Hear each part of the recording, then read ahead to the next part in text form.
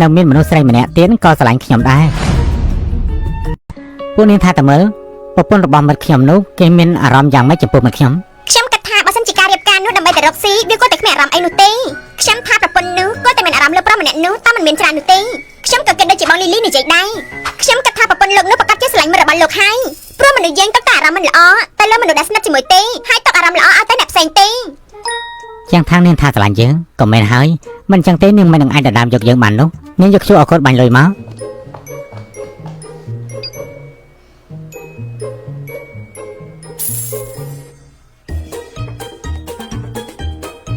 ប្រហែលអាចវិឆាតចូលមកនេះសួរថ្ងៃក្រោយមានការអីតែតទៅគ្នាទៀតណា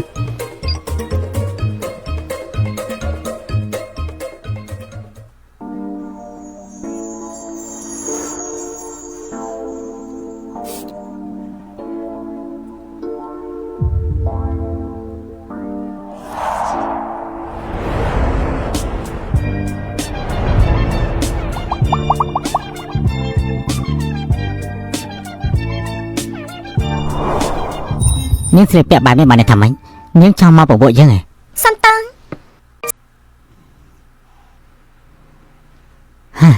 ខ្ញុំខឹងឡើងមកយកទៅហើយផឹកស្រាអស់ច្រើនទៀតចាយលុយអស់កកងនាងមកនិយាយលេងពី3ម៉ាត់អញ្ចឹងហ៎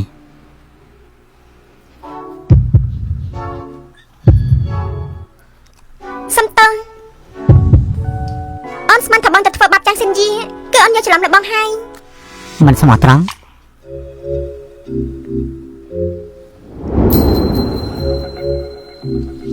ពេលនេះពេញចិត្តហើយណៃនៅមិនតាន់គ្រប់ស្មោះទេហ៎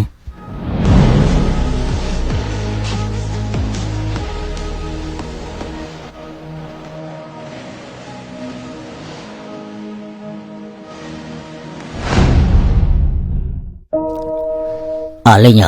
បើពេលនេះឯងរៀបការជាមួយថងទៅហើយឯងកុំអាសាទៅក្លឹបពេកឯងដឹងថានៅខាងក្រៅគេនិយាយថាយ៉ាងម៉េចដែរទេគេនិយាយថាម៉េចគេនិយាយថាឯងទៅក្លឹបមួយយប់គឺមានស្រី4នាក់ឯណោះ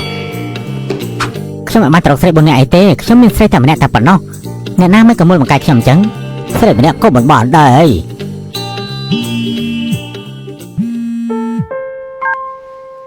ចាំមកអូនមានរបស់មួយជូនបងជូនខ្ញុំហ៎ស្អីគេទៅ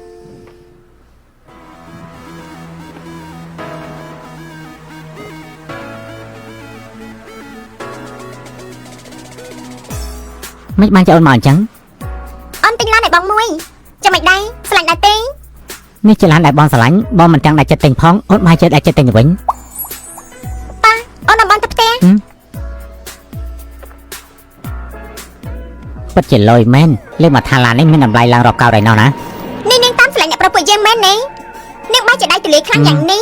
មែនហើយដៃទលាយ៉ាងនេះណោះ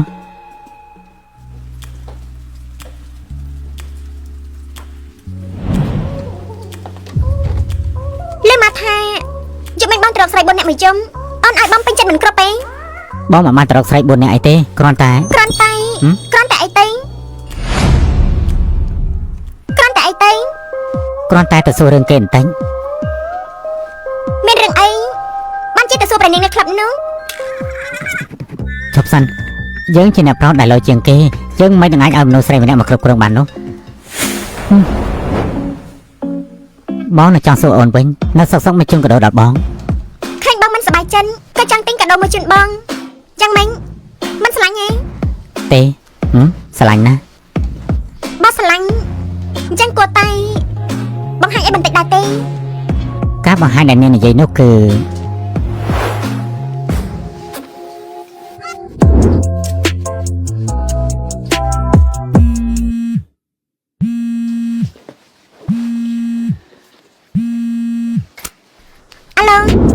នាយកសិឆាំងស៊ីពេទ្យថតរៀនចាំបានធ្លាក់ពីលើខ្សែខ្ពស់ពេលនេះគេនៅមន្ទីរពេទ្យទៅហើយគេនៅពេទ្យមួយណាពេលនេះជានឹងទៅភ្លាមមានរឿងអីតារាដែលនៅក្រុមហ៊ុនអូនគេមានរឿងបន្ទិញអូនត្រូវតែសិនហើយ